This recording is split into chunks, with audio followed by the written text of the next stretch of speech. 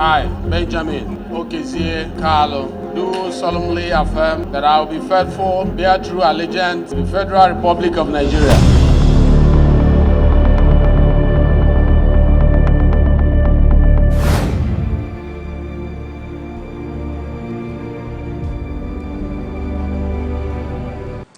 So, like we stated in our introduction, there have been several attempts to deal with the situation in the Southeast. Some fell apart right just immediately, they were created. But talk to us about this Peace in the Southeast initiative and what led to this conceiving this idea. All right, so I'm asking Mr. Kalu that you should talk to us about the Peace in the Southeast initiative. Yeah, if what you asked was about peace in Southeast, yes, what happened today was the unveiling of this project, which has a 5-year term for us to fulfill the objectives, which is primarily restoring harmony, peace in this region. One of the things dear to my heart when I emerged as Deputy Speaker was to add value to this administration because Mr. President has done well by ensuring that what was not done before his tenure was looked into, considered, and approved for my region. He prioritized giving relevant positions to people from the southeastern states, the Ministry of Work, Chief of Naval Staff, and my humble self, the Deputy Speaker of the House of Representatives. And for that, as people filled with gratitude and knowing fully well that this is his first term and he has done nothing wrong to the southeastern people, it was wrong for the insecurity to continue the way it has been, because it was depleting the GDP of the Federation, the Federal Republic of Nigeria. Because once there is an impact on one of the geo-economic zones of the country, the ripple effects affect the other geo-economic zones of the country. So we cannot treat it in isolation.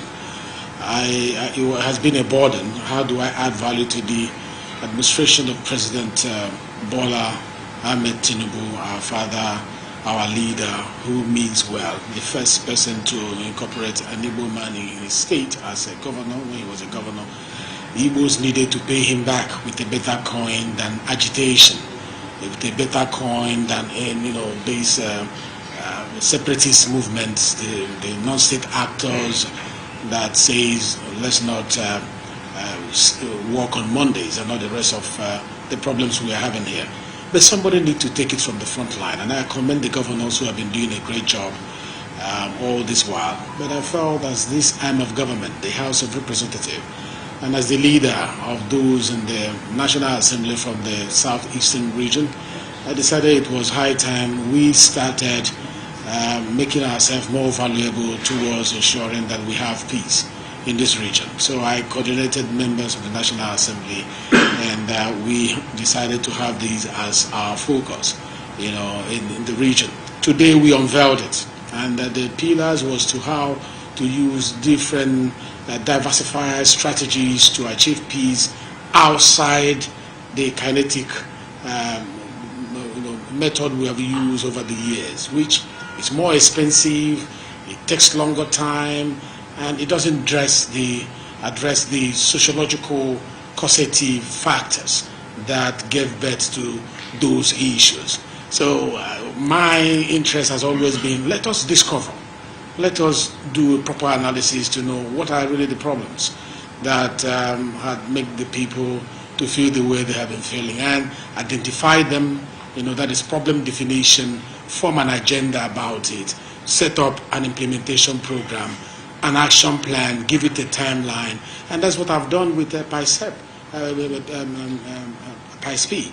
What we have done is to identify those areas, and we set up 8 pillars that we can use to address the needs analysis that we have done, the gaps that exist that has caused this pain that they will always remember, and they go to the street and they get angry and they take up their gun. How do we get those ones who are, so to say, radicalized, get them back into the That's a system, big make them issue. more productive to the system? And when I did, Mr. Kalu, I'm sorry to butt in, but I, Benjamin Okezie Kalu, do solemnly affirm that I will be faithful, bear true allegiance to the Federal Republic of Nigeria.